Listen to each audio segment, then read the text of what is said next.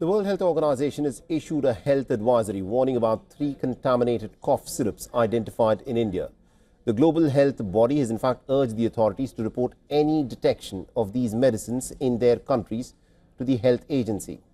The WHO has said that the affected medicines are specific batches of Coldrif from Sreesan Pharmaceuticals, Respi Fresh TR from Rednex Pharmaceuticals and the Relife from Shape Pharma. The agency has said that the contaminated products pose significant risk and can cause severe, potentially life-threatening illness.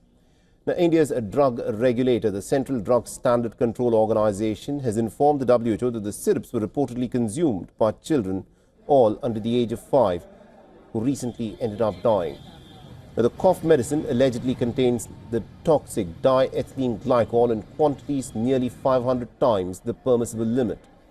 The Indian drug regulator said that none of the contaminated medicines have been exported from India and there is no evidence of illegal export.